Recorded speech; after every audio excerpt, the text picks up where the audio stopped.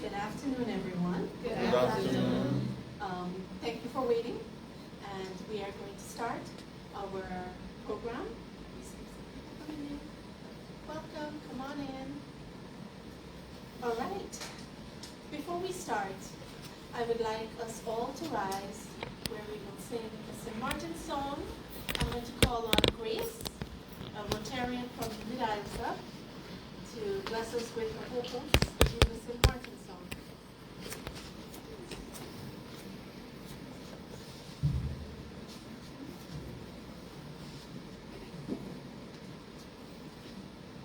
There over the world, say where you find an island there, so lovely small, with nations free, where people French and Dutch don't talk in English much, as the St. Martin in the sea.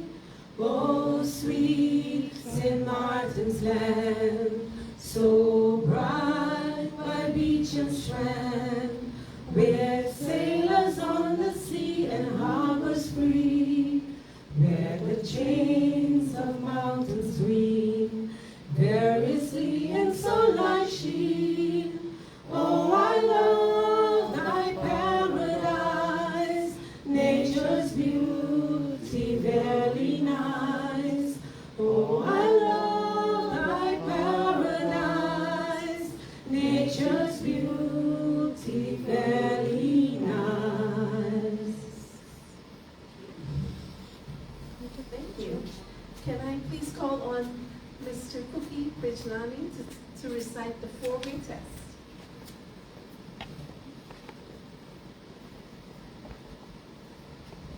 Thank you and good afternoon to all.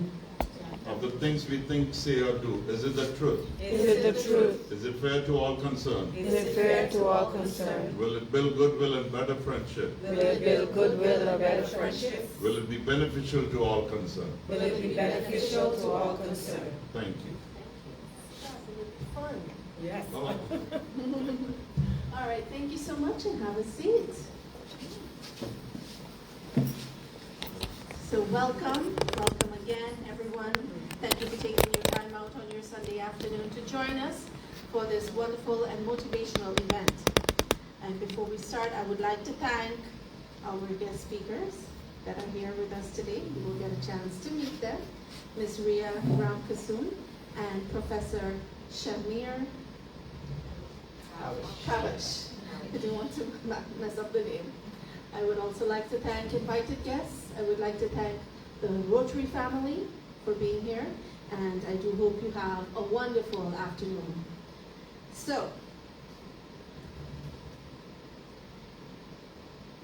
the theme of this event is wellness through words, uncovering the power of quotes to pass along. So at the end of this event, I hope you will be passing along the quotes that you hear from Ms. Ramkissoon.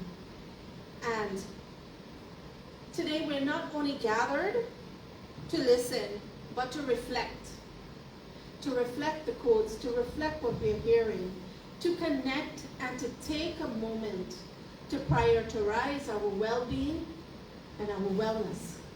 Our wellness is more than just absence of illness. It is a state of balance in mind, body, and spirit. It's about nurturing the parts of us that keep us grounded, joyful, and whole, and that also keep us going day by day. Through the words we speak, the thoughts we hold, and the stories we share, we carry immense power. I'm going to repeat that.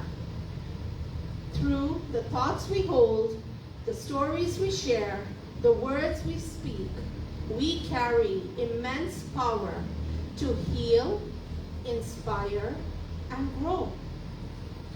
Quotes have a way of capturing truth in just a few words. They give us strength on hard days and clarity when we feel lost. So this afternoon, we're going to explore the power, first through the literary lens, through wide Mental Awareness with Professor Shamir, who will speak about colon cancer from the Caribbean perspective and a conversation that is necessary as it is overdue. But before we begin our lectures, I would like to take a moment to have a little icebreaker. So I know each one of you got a little paper. So you're going to read the quote on your paper, well, part of the quote. So you're reading your paper. Someone else in the room has the second part to your quote. And your job is to find who has the second part. Now let's hope someone has the second part, because there are some quotes still in the basket. So please take a moment to read the quote that you have on your paper, and you have 5 minutes to mingle with everyone to see who has the other part of your quote. All right? Mingle around, see who has what quote and if it fits with yours.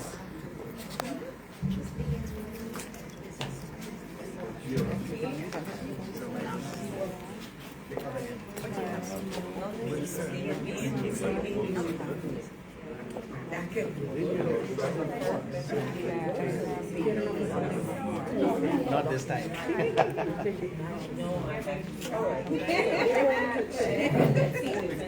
Yeah, so I think we are the same size.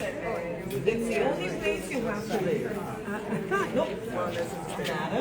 Mine could match with anything. Yeah, yes, can Let's see. Essential. Nope. Let me see what you have. No. Good self-care is a necessity. Care enough about her. Enough. Take care of the body. It's the only place you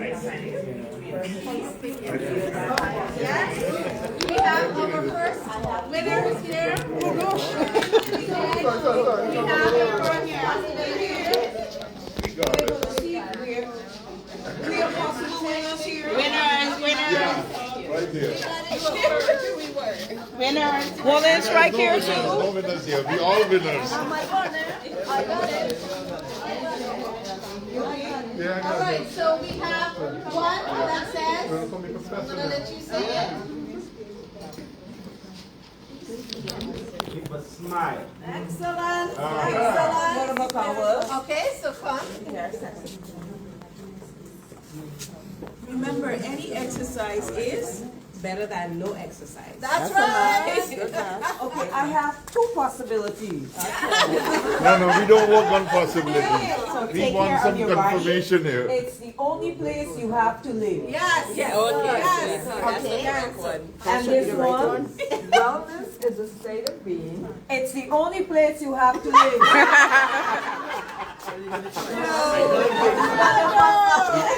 We got one here. You don't have to control your thoughts. You just have to stop letting them control you. Anyone else? We have a two at the end, yeah. Okay. Within you, there is a stillness and a sanctuary too. Which can retreat at any time and be yourself. Excellent. Okay. Yes. I'm loving this game. Anyone else that did not have their quotes completed? If you did not, I would say pick again from the box. Sorry, you came at the right time. Yes. Let me take a Thank picture. you, Alicia. Mine matched anything. Wellness is a state of being. Wellness is a state of being. Let me find. Where's that? Your mental health is a priority. Your happiness is. Nice, very nice. Okay, you want to take with us too? Yes. AG, come, AG. Come, AG, we gotta take that connection. Okay, wait, on the other side. Other side. Ready, ladies? We got this. Oh, okay. Nice. Very nice. Thank you. Wait, I think I need to be part of this connection.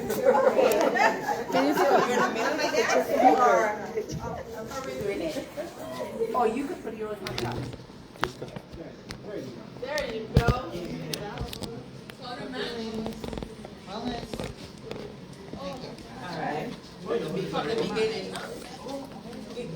Dolly, you didn't match yours? Dolly, which one's yours? What is yours? Let's find it out now. Let me read it.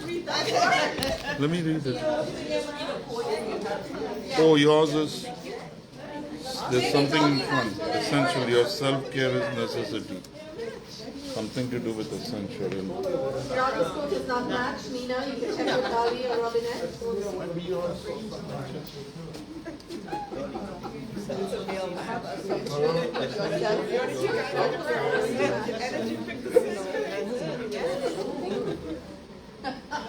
Rhea, and we put them back in the basket. Straight line. Look for something that's straight. All right, did you guys find? Do you find it? No? Okay, what is your code so I can finish it off for you? No. Essential dot, your self-care is a necessity.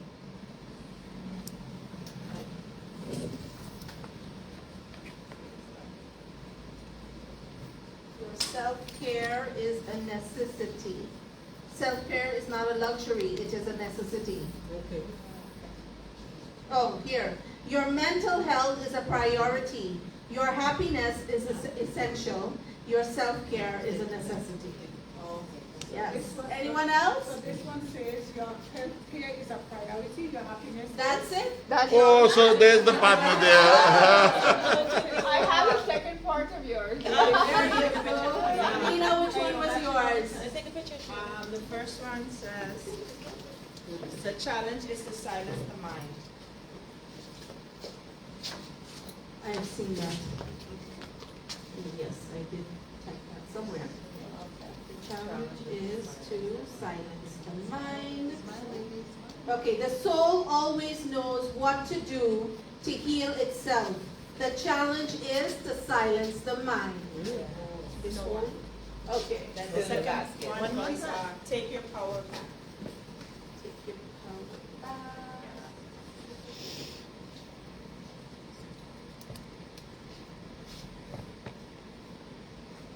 Self-care is how you take your power back.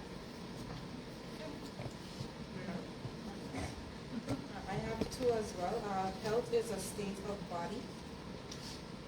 Health is a state of body. Wellness is a state of being. You got it.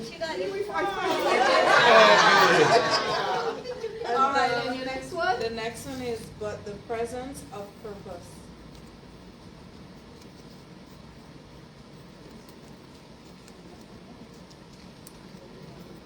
I guess that's the second part of But the presence is what? self-care is not purpose. But the presence of purpose. I think this could match. No. Self-care is not a luxury, but the presence of purpose. Self-care is not a luxury, but it is a necessity. Yeah. Okay, I can't find that one for now. I have one. Okay. If you unplug it for a few minutes, including you. Almost everything will work again if you unplug it for a few minutes, including you. Okay. Anyone like that? You No. No. I have another one. Care enough about yourself to make room for it in your life. Okay. Whenever you recover or discover something that nourishes your soul and brings joy, care enough about yourself to make room for it in your life. You know how we like to say, oh, I'm busy, I say that all the time. But when I like something, I need to find time for it. Okay, we have a Like match. this one. We have a match. Awesome. All right, give everyone a hand of applause. And I hope you enjoyed it. Okay, at this time, I would like to call upon Claudia to introduce our first guest speaker.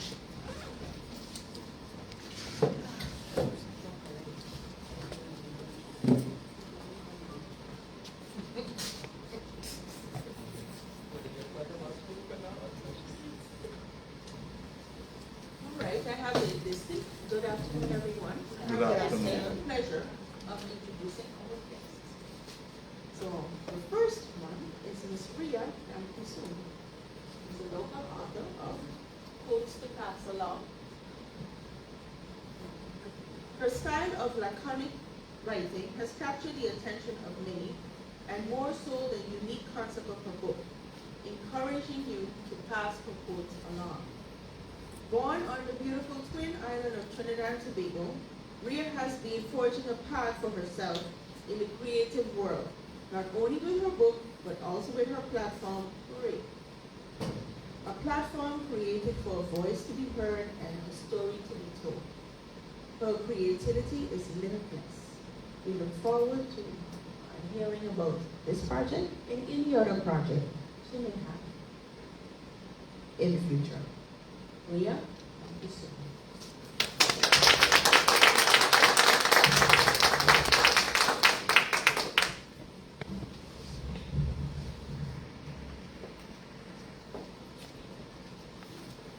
Hi everyone. Hello. Mrs. Gina Mambani, Chairperson, as well as Youth Director and Wellness Chair.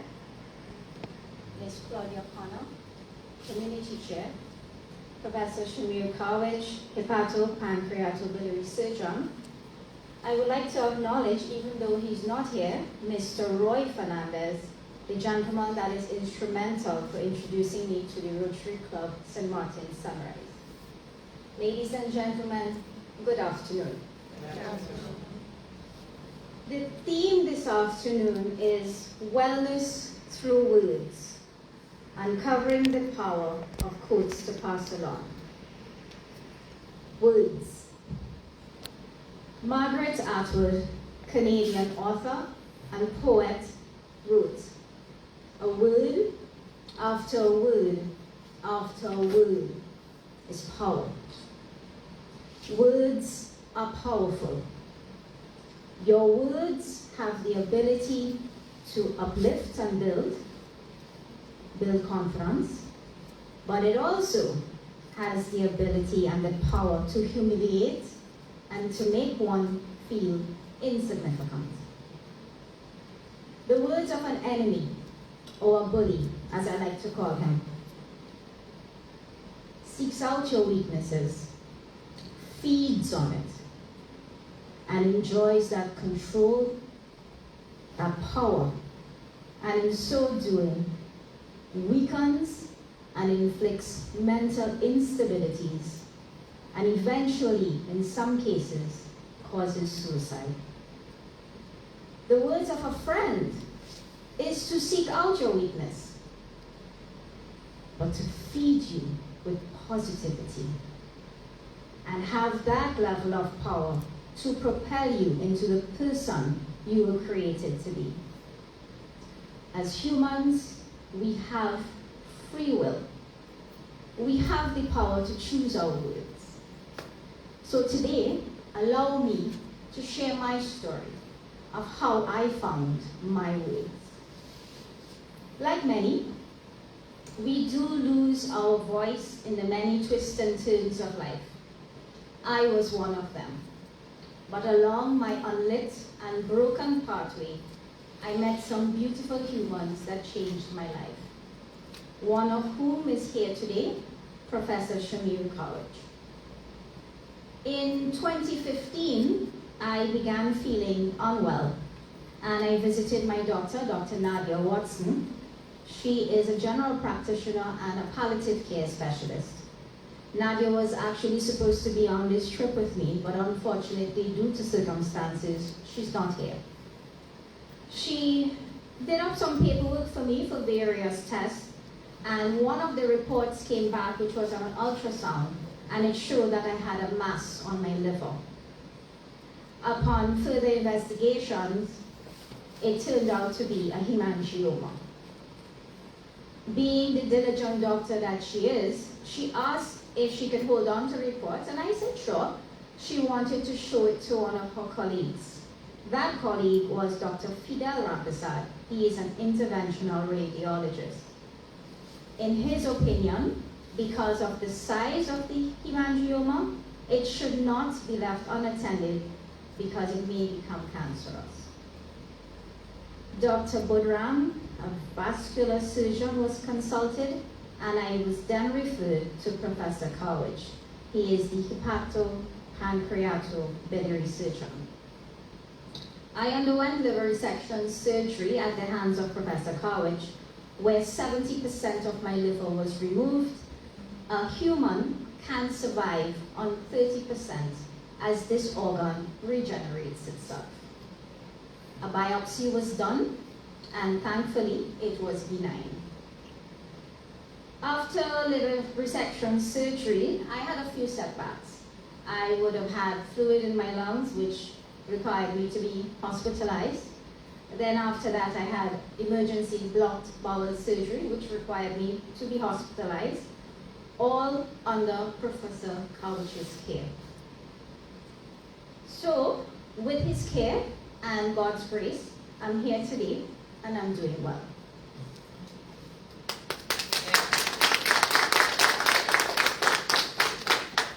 With this new outlook on life, and with this small, strong circle of people around me, I began my climb.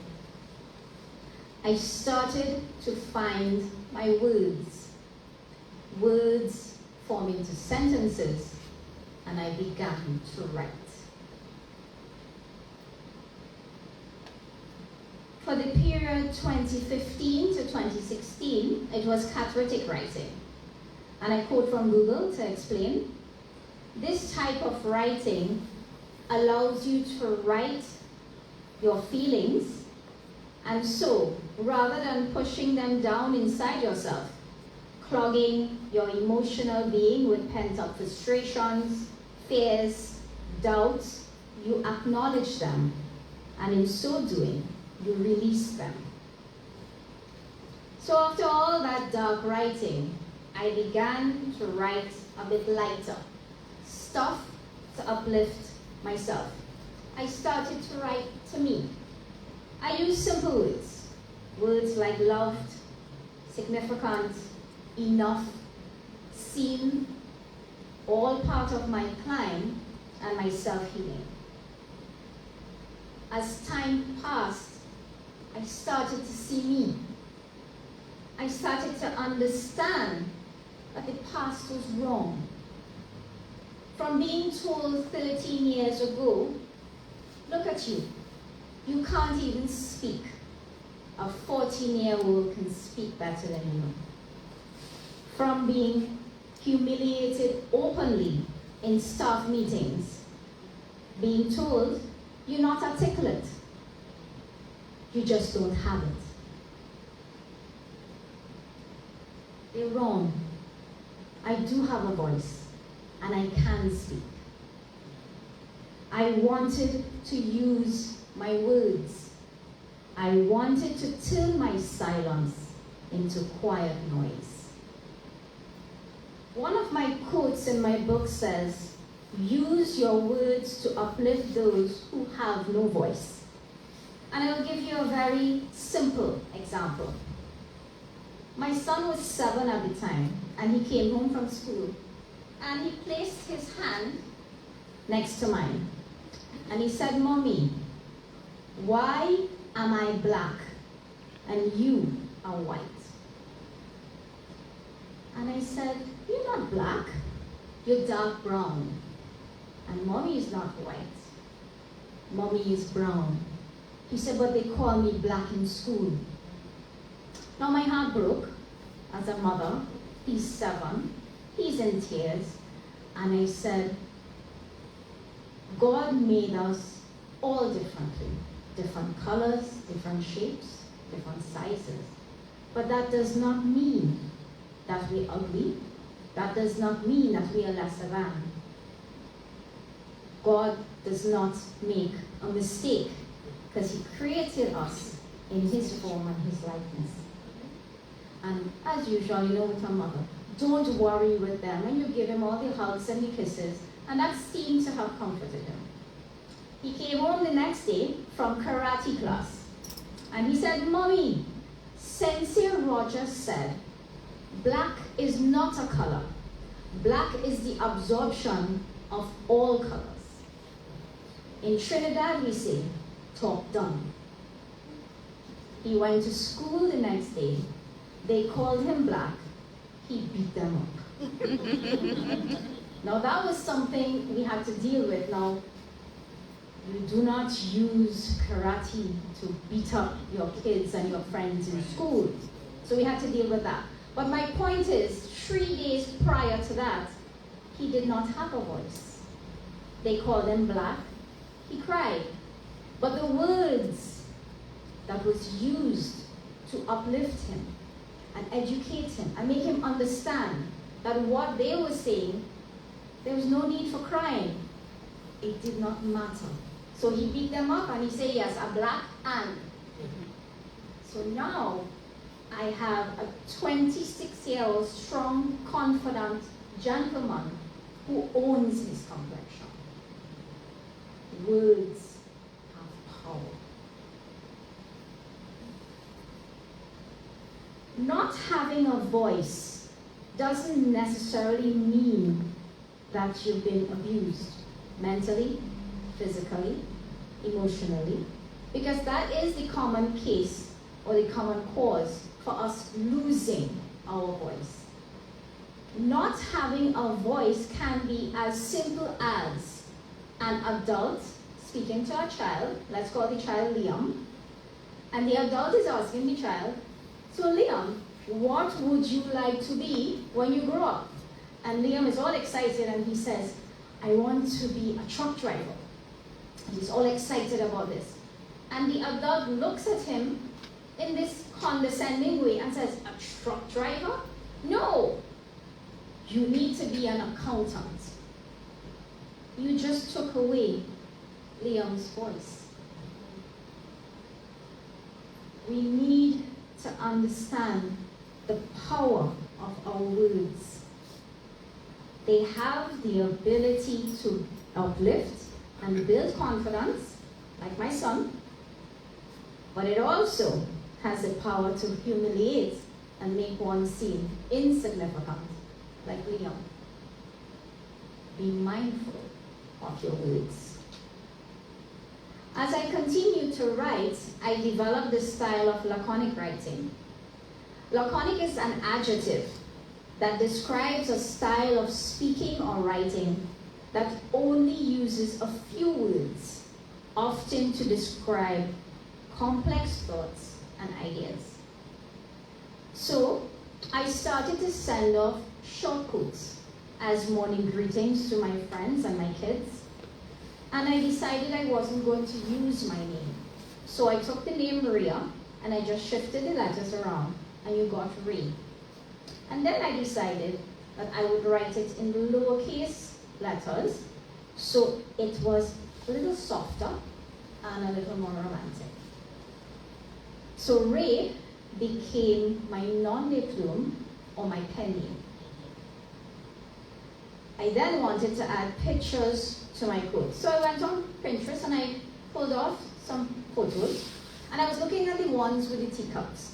And I was saying to myself, well, I could do that. So I started to arrange teacups at home, and that looked a bit boring. So I put my hand in, and it became a bit more personalized, as if I was sharing my morning moment with the person I was sending off the morning greeting to.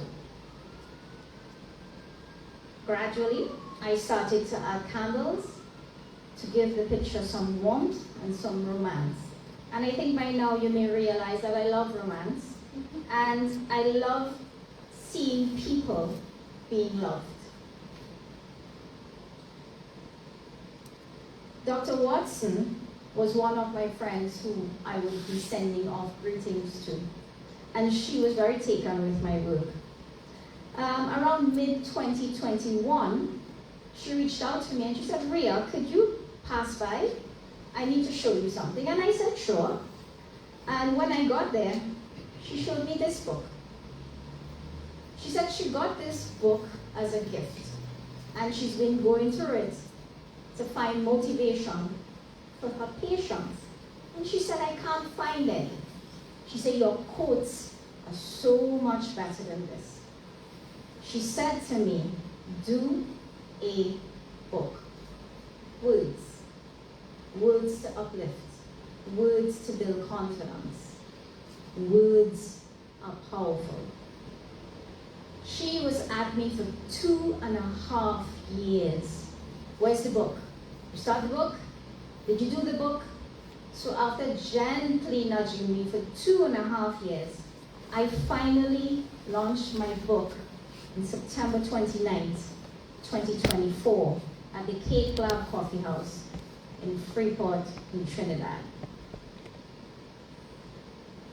My book is all about putting a smile on someone's face, making them feel loved and significant. I'm very much all about making people feel loved because I know what it is not to be loved. I know what it is to be in darkness, and I know what it is to be at the bottom of the pit. And I clawed myself out of that, inch by inch, week by week, month by month, and year after year after year. That is and was the slowest climb of my life. So now that I am no longer there, I am all about making people feel loved. I'm all about stating it does not matter who you are, what you are, at what level you are. It doesn't matter. We all matter, and we need to show love. So that basically is what I am about, and that is what the book is about.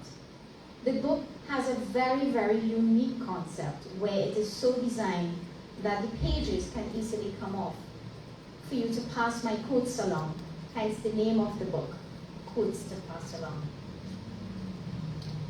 From my launch in September, my own events on my platform, Rea, from Dr. Watson's platform on Facebook, and my lovely friend, Mrs. Quillan Burton, who resides in New York, numerous copies of the book has been sold both locally and in the US. And the feedback has been amazing. I will read a couple of the reviews for you. The first one is from Rea Ali. She's actually a teacher at Bishop High School in Trinidad.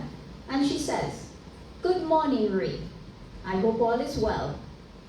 I read your book. Congratulations, firstly. As Mom mentioned before, I really thought it was a daily one-a-day type book. So that is how we were reading it initially. But as you wanted feedback, I went through the entire book.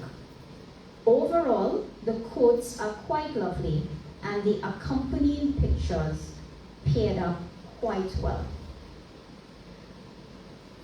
I especially like the last picture with the champagne flute, as if celebrating, with the quote at the end. All the pictures had a calming vibe to them. I enjoyed it, and I look forward to a potential follow-up. This is a great gift as well to give friends and colleagues. Congrats again."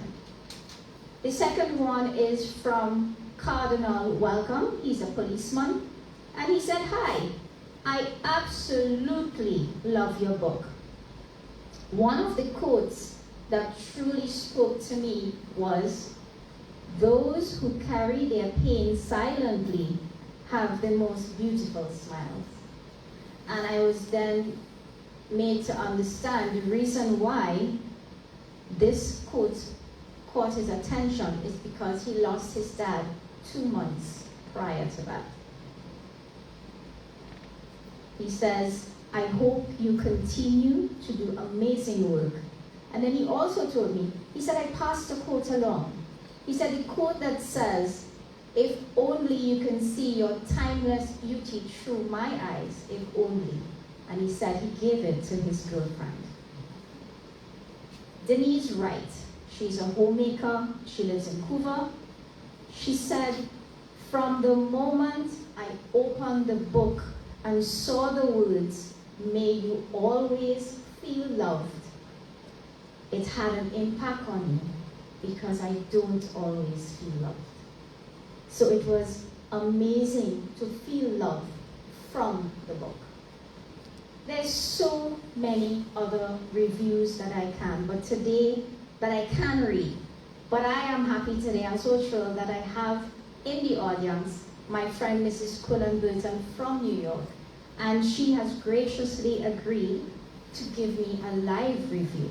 So I now ask Mrs. Burton to join me.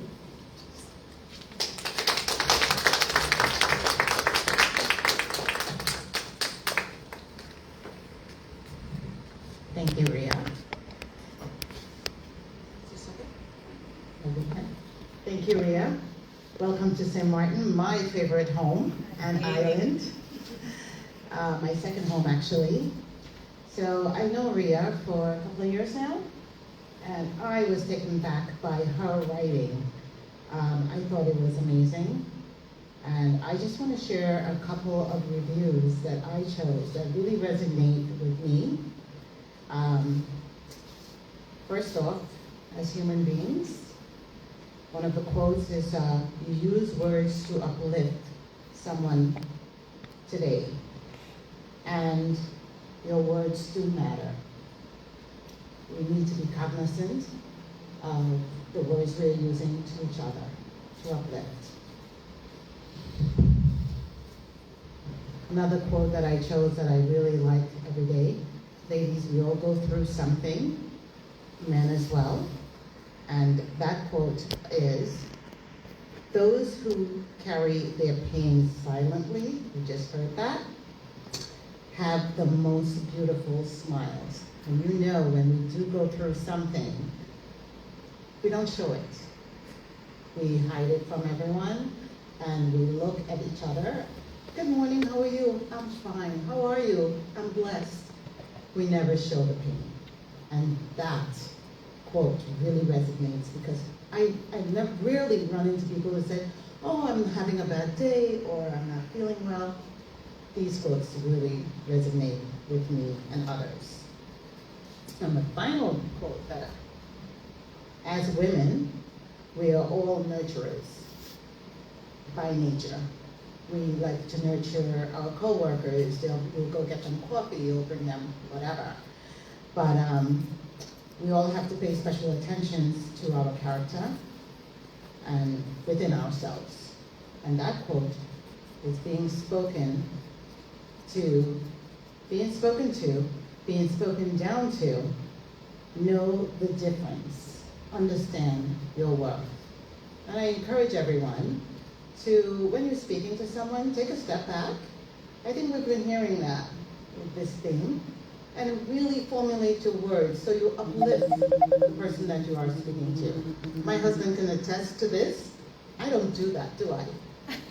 I plead the fifth. And just read the book. Get a copy and read the book. Thank you.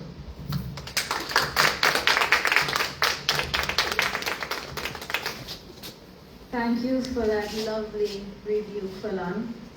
It blows me away how this little book has been impacting the lives of so many. So now, I look forward to your review. I picture each and every one of you cozied up, sitting in your chair with a scented candle, right, Gina? Yes. Flickering in the background. You guys need candles? Gina makes candles.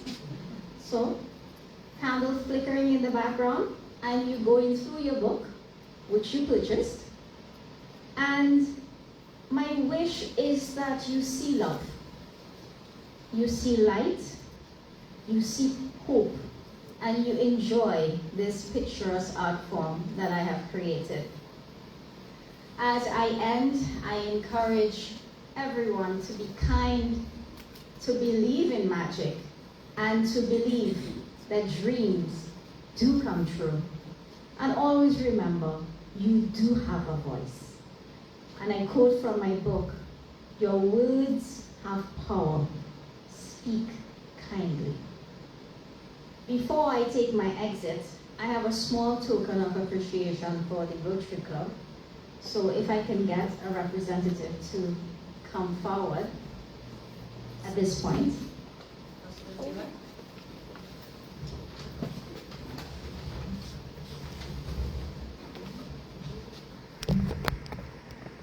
This is just a small token of my appreciation. Thank you so much for hosting me and allowing me to present and promote my book on your lovely island of St. Martin. Thank you so much.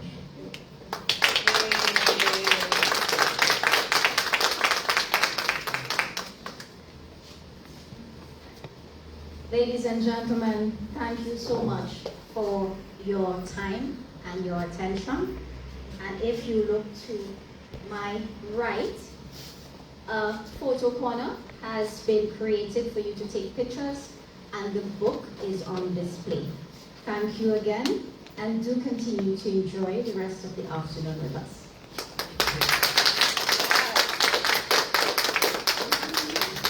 Thank you so much, Rea. It was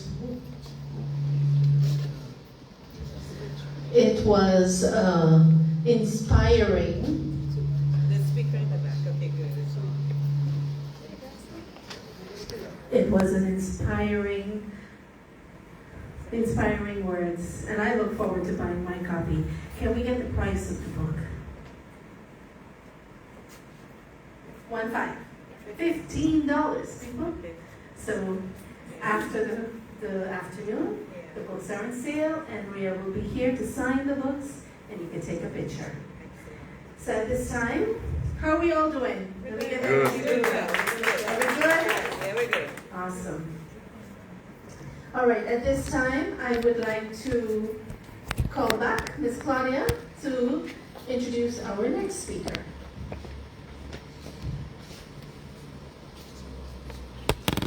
Our next speaker is Professor Shamir Cawich.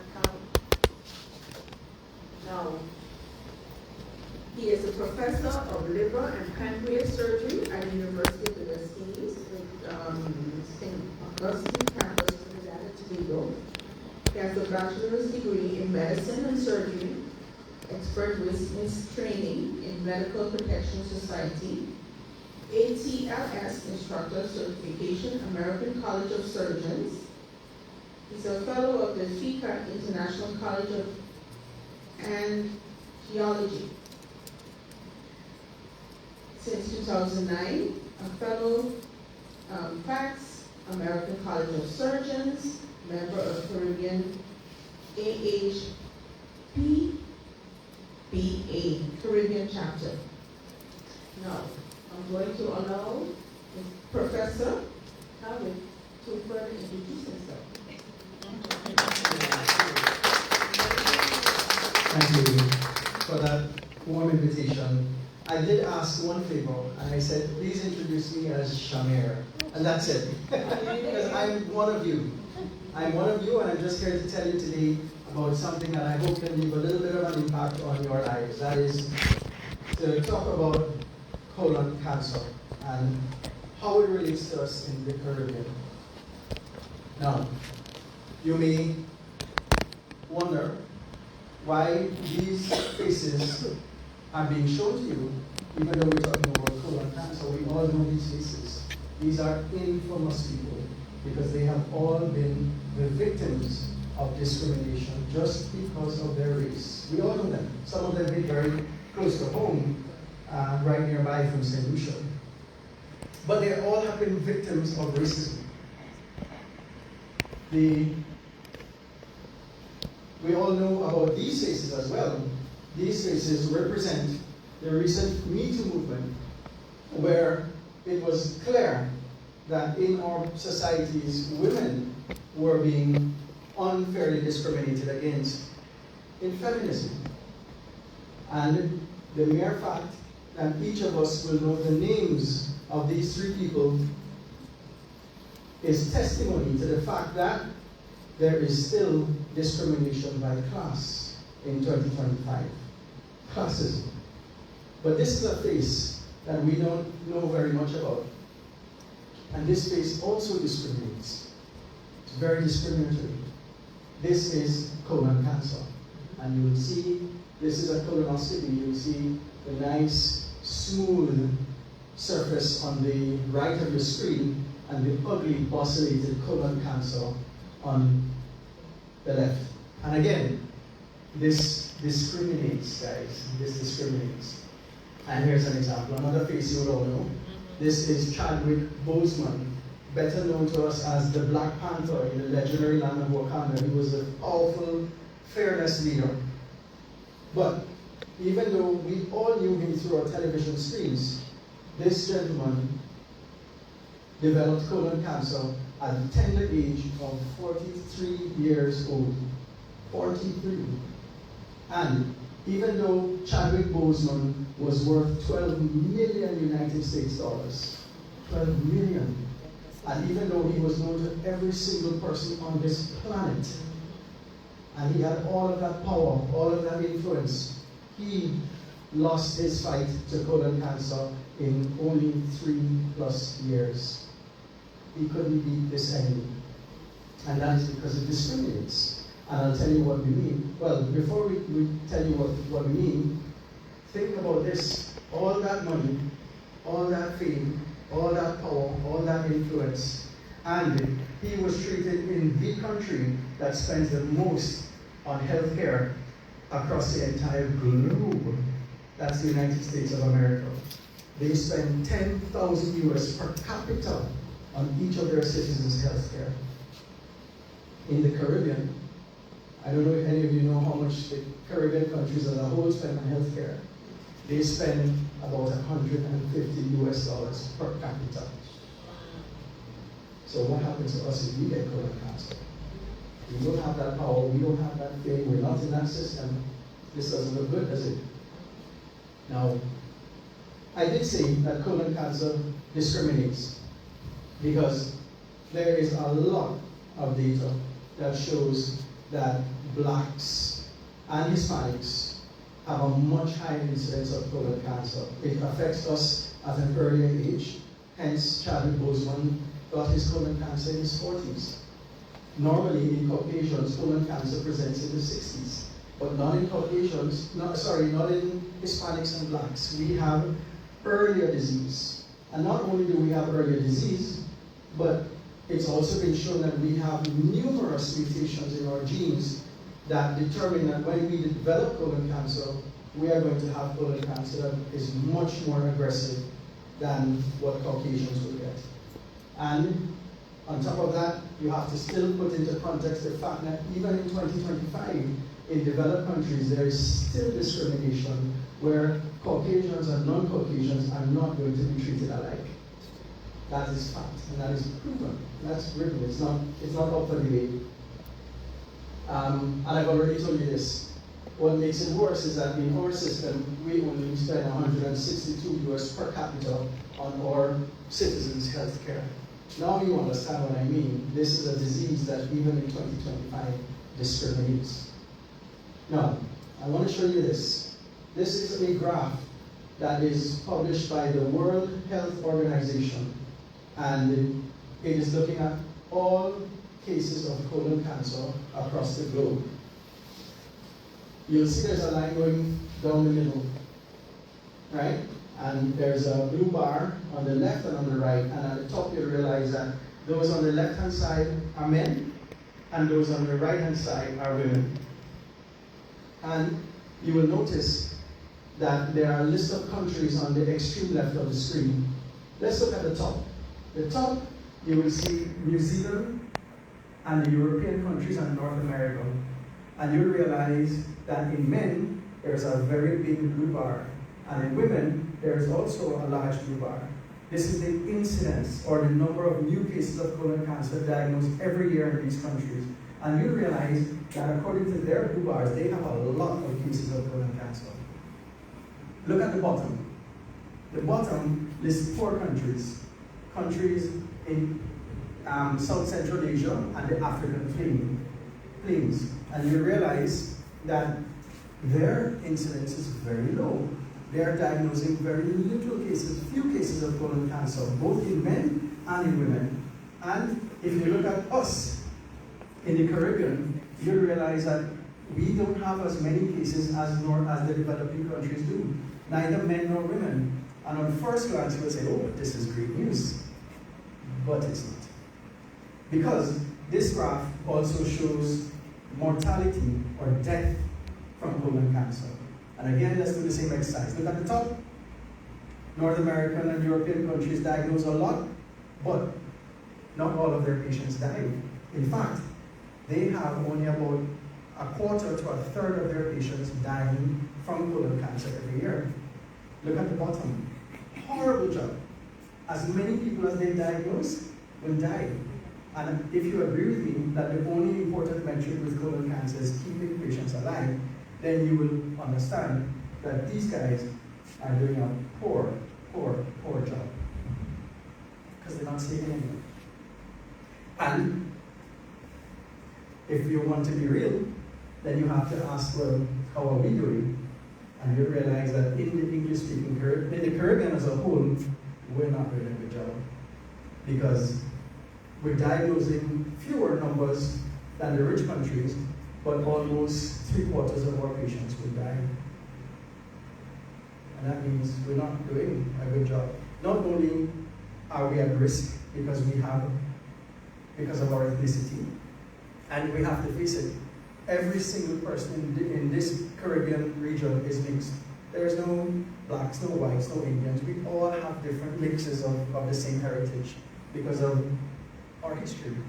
So we are disadvantaged in a system that's not doing a good job, and our numbers really don't look good. And so we have to ask ourselves, why? Why is it that we're not doing such a good job? We know we're at risk. What's the problem? Well, here's the problem, or one problem.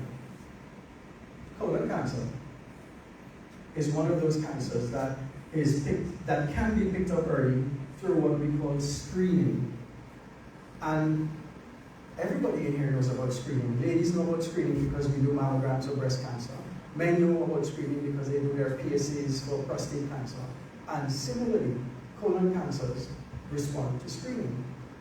That is, you can either look for blood in the stool or to do a colonoscopy to see the colon cancer like I showed you in the first few slides. And every single authority across this globe agrees screening for colon cancer makes a difference. It detects disease early, it allows us to treat people, and it allows us to save their lives. And here's the problem. Even though there are different recommendations from different groups as to when to start and what to use, the fact is screening works.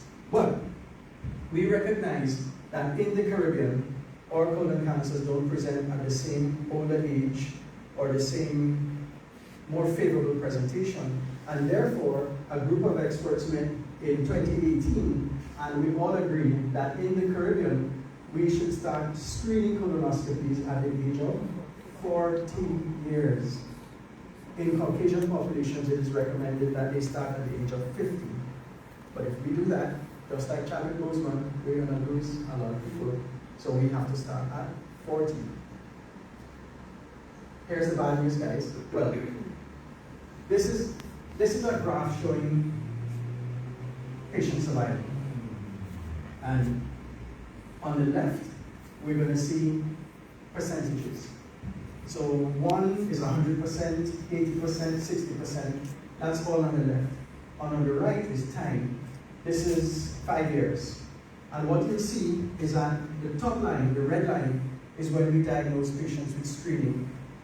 And if we diagnose them with screening at an early stage, stage 1, then you'll realize that their survival is very good. Coming all the way to 5 years, 80% of them will be alive. But if we don't screen and we wait until they present with symptoms, then we will detect them when they're either at stage 3 or stage 4. And you'll realize that the survival is much, much worse. So we want to diagnose you when you're at stage 1. But this is another list that's published from the World Health Organization. They look at healthcare across every country in the globe. And what you realize is that these are only countries in the Caribbean. And this is what I want to draw your attention to. This column, the type of program. The type of program means that this country has a colon cancer screening program, and it's just describing what type they use. right? Just a dash means they don't even screen. They don't even screen means we're going to detect your disease when it's way too late.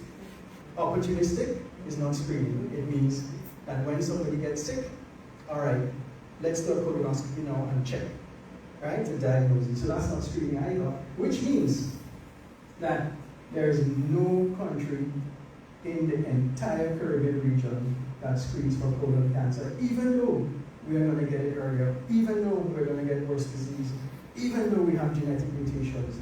Nobody does it. And guys, this is data from the WHO, and you recognize where St. Martin is? It's not even on the list, which means that there is no existing data for St. Martin. Now, isn't this scary? It's not good news. And it's important because we have looked at the data in different countries across the Eastern Caribbean. Here's a paper that we have published looking at screening in Trinidad and Tobago.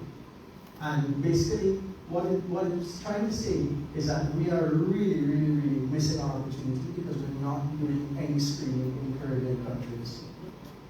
This is just a study that we looked at in Jamaica.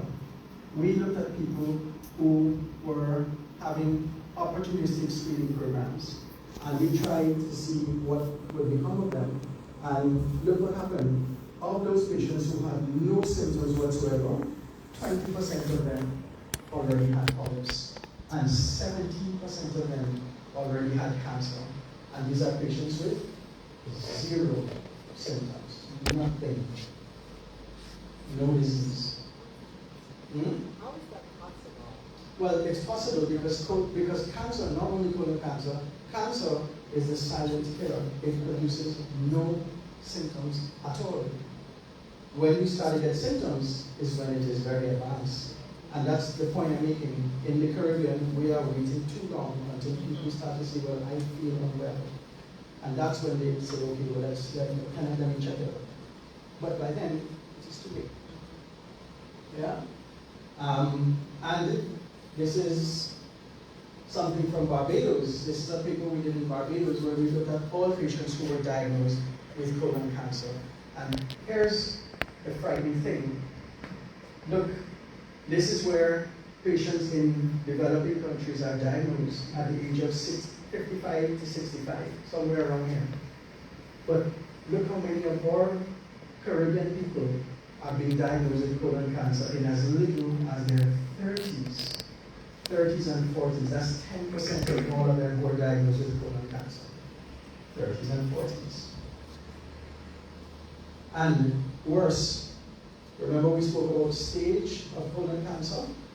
We can only cure you if we detect you at stage 0 and stage 1 and maybe stage 2. And look at where the patients that we're diagnosing in the Caribbean are. Stage 3 and stage 4. And again, if we're honest with ourselves, we're not going to be able to effectively cure them at these stages. So this is important for us to recognize about ourselves. So, what do? The first thing we have to do is recognize that each and every one of us in this room, we are at unusual risk just by being Caribbean people. And that means we're going to have to take matters in our own hands, in our own governments, and not looking out for our healthcare with screening programs. So, we're not doing screening from a national point of view. You guys need to do your own screening. You need to go to your doctor and say, hey, I feel good, but I need you to check. Is there blood in my stool? Do I need a colonoscopy? Right? And you need to push your healthcare providers to do what they should be doing for you, but are not. Once it's diagnosed, then obviously we need to treat the cancer. And the way we treat the cancer is to remove it surgically. And gone are the days when we used to make big cuts to open the tummy and we put some hands in there. Now we use these little instruments that are called laparoscopic instruments. And those go into little ports that look like straws into the tummy, and that's how we operate by looking up at a screen. It's almost like a video game. You're looking up at a screen, but you're actually doing something down in the picture. And that's basically what's done now, and that's available in every Caribbean country. It should be available in St. Martin as well. I know for sure it's available in Curacao. I'd be surprised if St. Martin didn't do it, but I can't comment, I don't know. So we no longer do that. What we do now is having patients with these small incisions that can get better quickly. And here's a case in point. This guy is Neil. Rea Ramkissoon. Neil and I went to university together. He was studying society, I was studying medicine. And shortly after, this was Neil's 30th birthday. And he came to me and said, "Hey, Shamir, I'm not feeling good." And we did a scope, and sure enough, he had colon cancer. So we took it out. We took it out laparoscopically, and this is actually Neil walking down the hospital corridor 3 hours after his surgery. And many people don't believe me, but if you look closely at his catheter bag, you'll see that there's a little bit of blood in there, because we roughed it up as we took out the cancer. But look at his face. He's smiling, he has no pain, he's recovering well. The point I'm making is that when we detect these things we need to act on them early, and we do have in the Caribbean the facility to perform the same kinds of operations that we would do in developed countries. Right? So it's something that we must nurture. And the results that we get in the Caribbean are just as good as any large volume center once it has been diagnosed. Just a quick little thing. This is an example of what we're doing here. This is an operation for colon cancer. You see, instead of putting my hands in, what I'm doing is just using these little instruments, and we're able to identify all of the structures. You can see us there going around a vein. I have a question here. Sure, what's the question? So where is it? Where's what? The cancer. Colon. The principle behind operating on colon cancer is I don't want to see the cancer. Because if I see it and touch it, then I'm going to be spreading it inside the body. So we first go to the blood vessels, which is there, and we clamp off the blood vessels. So even if I hold it and a little cell breaks off, the blood vessels are already clamped. So I'll show you the cancer shortly. Let me see if I can fast forward. Because this is just dealing with the blood vessel.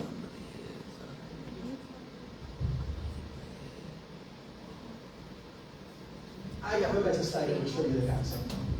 But the point is, so this is where it's being disconnected. You're not going to see the cancer over here. I'll show it to you, I promise. Now, They're very complex. the problem we mentioned before is that many times when we make the diagnosis, the cancer is not in one area, it has already spread, which is what we mean by stage 3 and stage 4. And that's bad because it means that you have a lesser chance for cure. And this is what the cancer looks like. This is the cancer when it has spread. All of these little ugly dots, those are areas of colon cancer that are spread inside the abdomen. And that's bad when it happens, because when it happens, it moves you from that red line at the top in terms of survival all the way down here, which means that your average survival with chemotherapy alone is 1%. Question? Yeah. Those little pockets that you showed, are they considered polyps, or is that? This is actually when the cancer has spread outside of the colon. This is the colon at the bottom. And all of these little spots are when it has spread throughout the body. It's left the colon already, and it's gone throughout the body. And in fact, what I was going to say next is that half of those patients have cancer that is within the liver alone. So this is what the normal liver looks like. Beefy red, just like what you see in the supermarket. And that big, ugly thing in the middle, that is colon cancer that has spread to and has begun to take over Anthony's liver. So that's what it looks like. Even when we get to this stage, guys, at stage 3 and stage 4, it's less likely that we can get you cured. But we can still do that where there are services for liver resection. So if I can, this is another patient, but if I can identify where the colon cancer is, and I can separate normal liver and just cut away the diseased liver to leave normal liver alone, then we can potentially still get a cure. But this is not the scenario we want to see. We want to see when it's early. And if we are able to remove the liver, then you can take it from that line maybe to around here. But it's still not as good as what you would have gotten had you had screening and early detection. But when it happens, and this is another problem now, when we get disease at this stage, the correct thing to do is to remove the liver. Because it is the only thing that will give you long-term survival. We started talking about survival up to 10 years. While if you have chemotherapy alone, the survival that you will get to 5 years is 1%. 45% if you remove the liver. But this is the problem, because many Caribbean practitioners, when they see sprouted liver, will say, sorry, go on a cruise. And that is wrong advice. Very, very wrong advice, because it is still something we can do something about. And this is what we do. This is actually the first patient that I showed you, the one you asked me what the spots were, right? This is the person's liver. And what we've done is we've made a cut inside their tummy. We put in my, that's my hand, and I'm lifting the patient's liver outside of the abdomen. And this is just, I'm not going to show you what the surgery was, but basically what we've done is we've removed that diseased cancerous liver, and what we've left behind is a healthy, good liver without cancer remaining inside you. And the results are just as good as any first world center. Another question. Yeah, sure. Ask the question. Ask the question. Because you just mentioned that you try to cut out the bad side of the liver. Correct. And you keep the good side. But how does a liver function when you cut piece and leave? I guess that's a question It's like a car. You know your car has 4 cylinders? Yeah? Yes. If something happens and you hit one of the cylinders and only 3 are working, your car will still drive. But it's not going to be as zippy, it's going to be a little slow, it might sputter forward. Now if you hit 2 cylinders, then you will really have problems. But does that fatty tissue or whatever, does it grow back? Yeah. The Liver regenerates. The liver will regenerate. Okay. The liver is like a thing in here. It's the only internal organ in the body that can actually regrow with time. With time. And this is why when patients have had liver resection, their liver will grow back over the period of a year. The important thing is to keep them alive for that year, to give the liver a chance to regrow. But it happens, and you can really live with as little as 20% of the liver. Yeah. So if you cut off like 60-70% of it, to get back to normal, it's only 1 year, or it takes longer? You will never get back to normal. You will like get 90% or 80%. 90% of your original liver volume, and you will get 75% in a year, and you will get to 90% at about year 2, year 3. But it will never ever get back to 100%. And is colon cancer hereditary? Colon cancer is hereditary, and that's the point we're making. In Caribbean people, we have acquired genes that will make us develop colon cancer much more quickly and in much more aggressive form. And this is unnatural selection. This is one of the legacies of slavery. That's what it is. That's why it exists. And I can explain that to you later, but yeah. I'm sorry. I'm sorry to be asking so many questions, but this is very important topic to me because it hits home for me. Yes. So we were talking about colon cancer. Then we jump to the liver. Is that something that carries the cancer through the body, or what is the connection between you removing that liver and the colon cancer? The veins from the colon, all of the veins from the colon drain through the liver before going to the rest of the body. And the liver acts like a sieve, like a filter.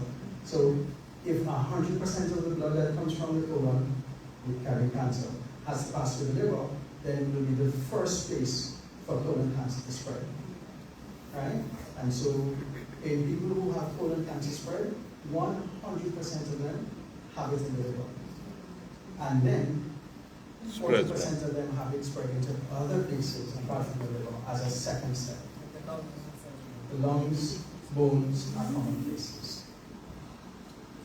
The liver is supposed to be what cleans the liver. The relationship of the gut to the liver is that when we eat food food gets absorbed, and food goes into the veins, and from the veins it carries nutrients to the body. But the problem is, it also absorbs bacteria and things that can cause infection. So the body has shunted all of the blood to the liver, so the liver can detoxify and clean that blood before sending it to the rest of the body. And that's exactly what it does. If it gets a colon cancer cell coming to it, it's going to say, okay, well, I'm going to try to clean this blood of the colon cancer cell, but then the colon cancer cell gets deposited in the liver and grows. Does that make sense? And that's why that relationship exists. I'm still stuck on the part with the mutation of the genes and the impact of slavery in that regard. So I just want you to elaborate a little further. A very fitting question from you, as your history. So this is not a mainstream theory. Okay. It's my theory, really. Okay. But if you think back to the days of slavery, what happened is that they would take all of these guys from West Africa, dump them in the bottom of a boat, and send them on a 1-month journey across the ocean. Now, half of them are going to die. When they die, they're going to get dumped overboard. So already we're selecting stronger people to make that journey. Now, what's going to happen in the bottom of that boat is they're not going to be giving them food and water. So what's going to happen now is when I see Rea with a plate of food, I'm bigger than her, I'm going to beat her up and take her food. And that means that people who are weaker than me will die, on top of the people who have already died. So what we're getting is a scenario where we're having unnatural selection, where only the biggest, baddest, roughest people will survive to get to the Caribbean. And when we do, but when we look at that, the people who are the biggest, baddest, strongest ones are the ones with lots of testosterone. And testosterone is what builds muscles. This is why Jamaicans can sprint. Testosterone is what gives you colon cancer. This is why Caribbean men have a higher incidence of colon cancer than anybody in the globe. Testosterone also causes vascular abnormalities, and I will show you a little bit later that we are very, very different to what Caucasian textbooks describe. But that's basically the theory. And because we have such a higher incidence of all of these vascular things, we've selected unnaturally so that these things which come with bad things, good things like sprinting, big muscles, but bad things like prostate cancer and colon cancer. Yeah, that's what happens. Okay. Very. Make sense? Right. So what we were saying is the outcomes after you've resected the liver, they're good. They're as good as any center across the globe. And in fact, not only that, but we even tackle very difficult disease. This is somebody's CT scan. And the way you look at the CT scan is that things like the atmosphere that are not dense are going to be black. So you get air in the lungs, left lung, right lung, atmosphere. Things that are dense, like bone, are going to be bright.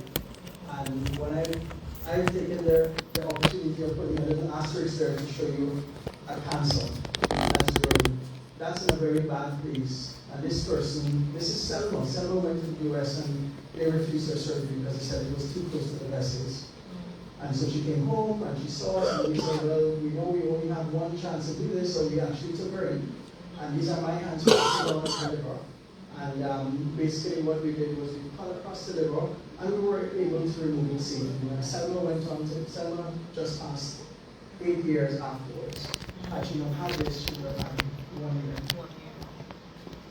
But the point I'm making is that these things are possible, and they're possible even in the Caribbean. And I don't want to show you that one. Right? So they're possible, and they're possible even within the Caribbean. But here's the problem. I work in Trinidad and Tobago. And in Trinidad and Tobago, there is the largest center for liver resections across the Caribbean. Across the Caribbean. In other words, we will do the most liver resections per annum. Yet, I published this paper that says 2018, and we do 13, call it 14 liver resections per annum. 14. This is the UK where I trained at Southampton General Hospital. And we were one of 4 centers that did liver resections. And in this whole circle, was 1.4 million people. The population of Trinidad and Tobago is 1.4 million people. And as one of 4 centers, my colleagues published this paper 2 years after I left, and they do 11 per month. We are doing 14 per year. And so you have to ask yourself, is it that we're not getting patients with colon cancer? Or that they're just not getting access to these things because they don't know about it? And I think we know which one it is.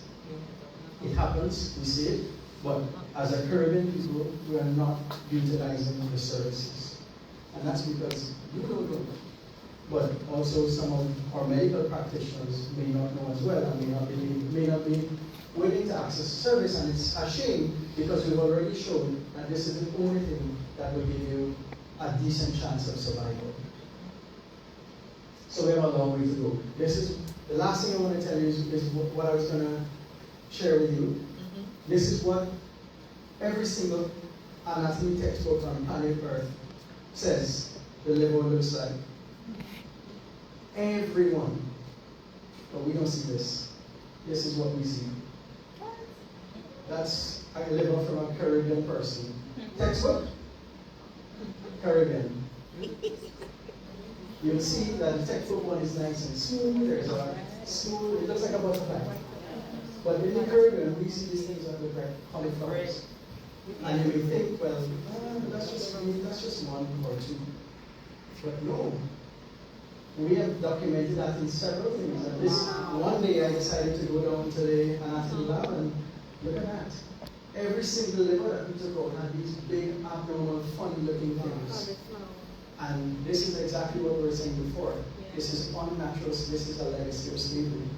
This is because the big guys who fought off the weaklings had more testosterone, and it's testosterone that causes these kinds of livers out there. And not only that, but we have livers in the Caribbean. The bottom of the liver is supposed to be smooth. So these arrows, all of those are abnormal. They don't belong there. Textbooks don't demonstrate those because textbooks are written based on Caucasians. We don't have that. We have all of these abnormal shaped livers. What the textbooks say is that the liver is supposed to have one blood vessel coming up and splitting into two. And you can see this guy here has one vessel going up, and then there's 3 vessels coming off. Those things don't even have names because they're not in textbooks. And you can see this last patient here with there's, I don't know if you can see that dotted line at the top. That's what you're supposed to have if you're normal. One blood vessel going back in, but you can see this guy has one at the top and one below the dotted line. There are many, many, many things that we see in this. This is a paper that we published that I can't explain this, but this has never been seen in the globe. It's just a total mess of blood vessels going up to the patient's liver, and it doesn't exist in any textbook. In fact, it's never been described again outside of our West Indian. So is that a West Indian male? This is a man, yeah. This is a Jamaican man. Jamaican, well, we know that. Yeah. This is a Jamaican man who had this. Is that an actual image? This is an actual CT scan. It's an actual image that we've reconstructed. This is not made up. The only thing different here is that we were so excited about seeing this that we put in arrows and A's and B's and things to explain it, but this is actually a living, breathing person. The point I'm making is, we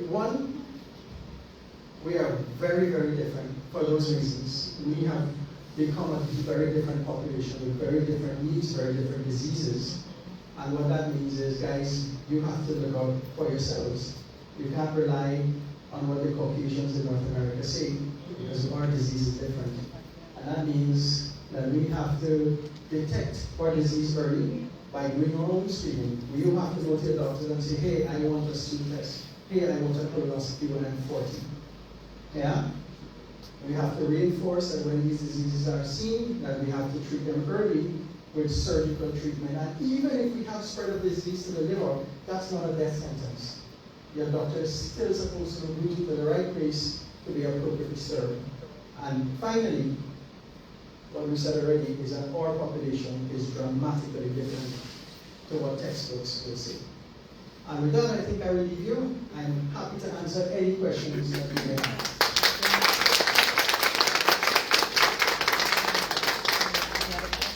I know there's going to be a lot of questions. Yeah.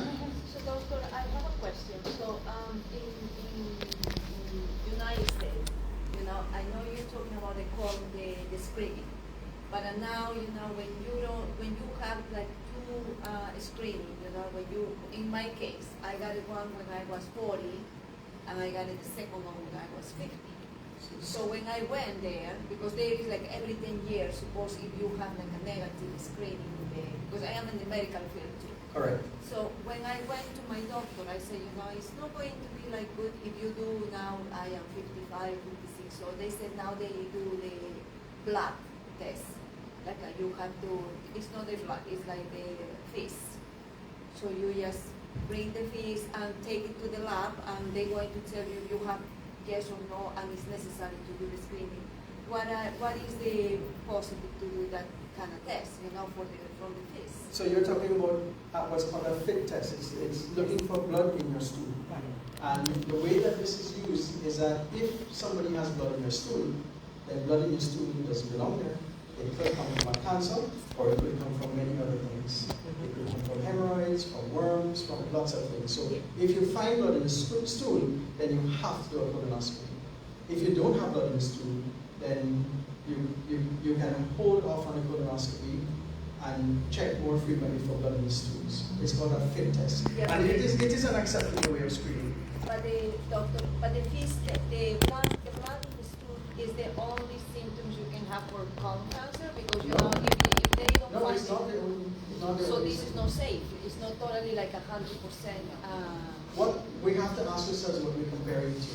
And what we're comparing to is a healthy person who feels well, who has no problems, who doesn't do anything to check for colon cancer. And compared to that, anything is better. And that's why checking the stool for blood is better than that. Because nobody wants to readily go for somebody to push a colonoscope up inside of them. It's expensive, it's invasive. So because of that, even when people know, hey, I need this, they will not do it because it's perceived as something bad. So if it's the option between doing nothing and just ignoring it until they present at stage 4 or checking for blood, then just check for blood. Yeah, that's why it makes sense. And that's why it's considered an acceptable alternative. Did I answer the question? For the screening and all those things that you do in Trinidad, if I believe, how much will it cost if somebody doesn't have an insurance? Oh, this is just a ballpark figure. Yeah, a ballpark. A ballpark figure for somebody to get a colonoscopy for screening would probably work out to about $800 US thereabout. And first or second stage treatment? Oh, for treatment? Yeah. Treatment is going to require a lot more. So again, this is just very ballpark. I think for somebody to have a surgical removal of the colon, if it's limited to the colon, would be about 4,000 to 5,000 US. Not bad. And if you go to the liver or the lung, then you're talking a lot more. You're talking about probably double time. But yeah. Now, a lot of, we've seen that the Caribbean, a lot of the population has diabetes. Yes. Does that have do the diseases somehow have a correlation where you can say, okay, if you have a higher chance of? Not a direct correlation. However, diabetes and hypertension tend to occur in more affluent societies. And that's because they can afford bad foods, and they can afford the cars, and they can afford not to do the exercise, so they live a very sedentary lifestyle. And incidentally, colon cancer occurs in that kind of population as well. So there's no direct link, but it kind of affects the same population for different reasons. So colon cancer has always been called the disease of the rich. Yeah, and that's that first slide that I showed you, where in the African countries, they don't see any at all, but they have to work for their food. They don't get to sit and drive in a car to work every day. Yeah? Yes. After your first colonoscopy, when should your next one be? If you have a colonoscopy, you're put into two groups. Something is found, in which case you will need to have another colonoscopy within 1 to 3 years, depending on what they found. For example, if you remove a polyp, you have to check in 1 year to make sure the polyp is breaking, right? Or if you do a colonoscopy and it's totally 100% normal, then we don't need to look inside there again for another 10 years, unless you develop symptoms, new symptoms.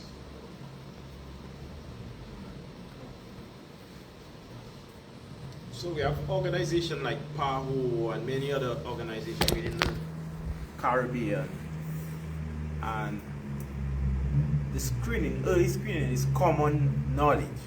Yes. Why are the implementation of it is not given across the region? But here's the problem, because this region, not only this region, every place on the globe, but let's talk about the Caribbean. The Caribbean is made up of 17 countries that make up the English-speaking Caribbean, and every single one of them has their own government, their own budgets, their own healthcare system, and nobody cooperates. So it's something that is difficult. Even something as small as getting the word out that we need to do screening doesn't happen. And this is not limited to healthcare. I'm sure you will agree with me that this affects every political aspect of Caribbean life. So this is just one of the consequences of one of the consequences of how we are. But I know that there are a lot of consultation with PAHO, and there's a lot of seminars and educational seminars. And that's why PAHO put out this graph, that there's no country that has any screening programs. Is because they are getting the information out there, but then we're going to rely on the government of St.Martin to say, okay, well that makes sense, let's implement it. But PAHO can't do that for you.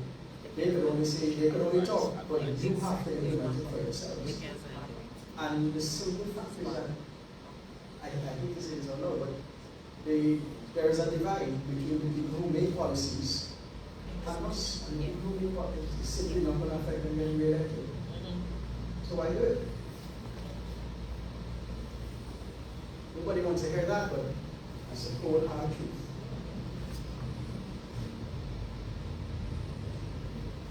Doctor, a question as a doctor, if we ask about the diet, so the food, because like you mentioned, like the Caribbean and the Spanish, probably we have the same diet.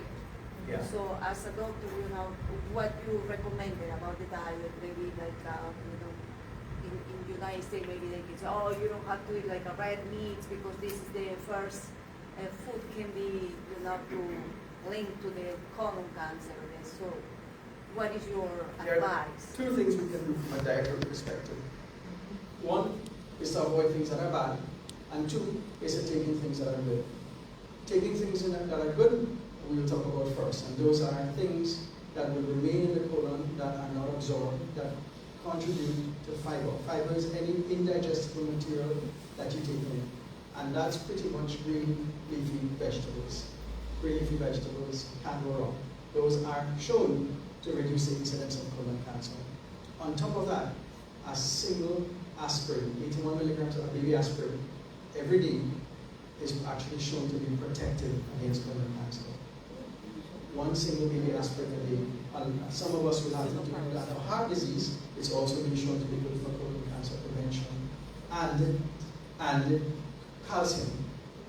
Calcium, the same amount of calcium you get in a simple, regular multivitamin is actually protective against colon cancer. The things that are bad that we take in are things that will leave very little residue within the colon. So we're talking about things like fats, like carbohydrates, bread, roti, and that's the bad news. These are things that we love. Right? That's the bad news, and in Caribbean culture, we know rice. Rice is among that group, unfortunately. Yeah? So rice, bread, roti, tortillas, all of these things are things that will be bad for us. And yes, and red meats. And red meats. Now it's impossible to look at a Caribbean person and say, hey, you have to cut out the steak, cut out the roti, cut out. You can't do that. You can't do that. But what I've always told my patients is, you take a picture of your plate before you start your healthy diet, and you kind of divide it artificially into this amount is carbs, this amount is, and you have to make a conscious effort. And 1/4 of that plate must be bad things like rice or red meat, and the rest is going to be green vegetables. That's a good way to start. Minimize it, not eliminate it. One second, she had a question first. When you mentioned that one baby aspirin per day, Yeah. plus calcium, is this something that we need to check with our doctors first before we could start a baby aspirin regimen, or can I just start that? You can just start it. Baby aspirin is not a prescription drug. It is something that's available. Can you hold it in the counter? Yeah, it's over the counter. There's nothing stopping you from taking it. How many millimeters of calcium do you use? AT&T, Montreal. 81 milligrams of aspirin, baby aspirin. We haven't quite ascertained how much calcium, but you don't need any more than one simple multivitamin, and it doesn't matter what brand. You don't need a separate thing, just a regular multivitamin. That has enough calcium to be protected. That was the question. You spoke about diet. Yes. Influencing colon cancer. What about emotions in terms of stress? I do agree with you. There is, I mean, what your mind says your body does. But I can only speak to you from a science perspective. And from a science perspective, we have not yet found the exact link between emotions and colon cancer. So while I certainly agree with you, and I think you're right, it would be wrong of me, dishonest of me to tell you, because there's no scientific link that has been proven yet. Does it affect your kidneys as well? No, colon cancer does not affect the kidneys unless there is direct invasion into the kidney, because the kidney is right behind the colon. But this happens in a small percentage of people, very small. And when it does, I mean, it will affect it by invading it, but then we just remove it with the colon. But it is not one of the common areas of spread for colon cancer. Great. Well, guys, I want to thank you very much for your time.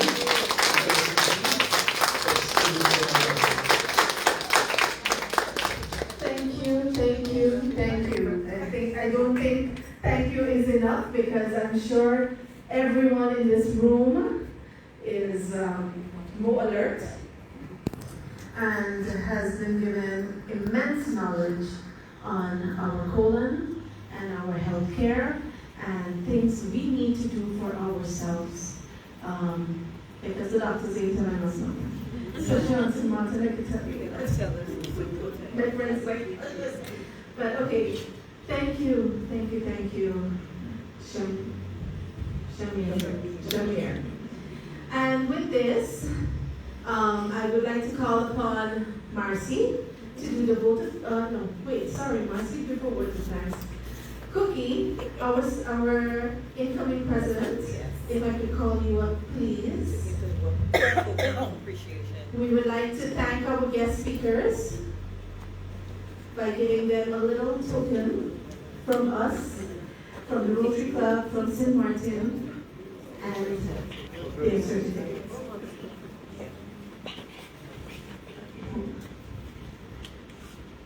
Branding, imaging, marketing. Pictures. All right. We would like to call upon Ms. Rea Ramkissoon first.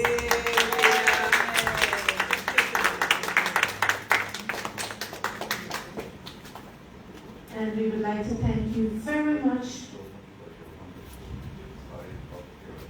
Journey.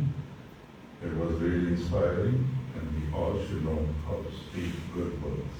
Yes. Well said.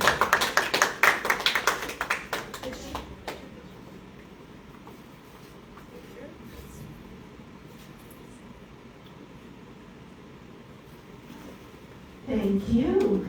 And next we would like to call Shamir up.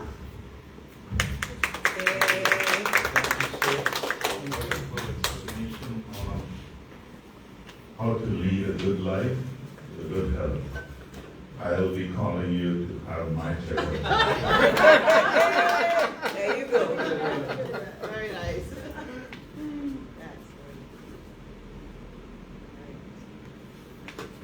Thank you, thank you, thank you.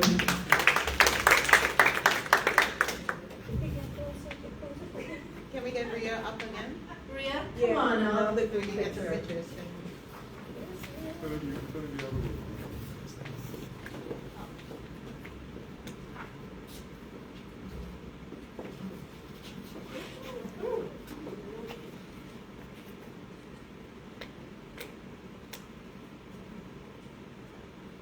Thank you. Thank you. Thank you so much. And with this, I would like to call upon Marcy Henry, our Rotarian, to give us the vote of thanks.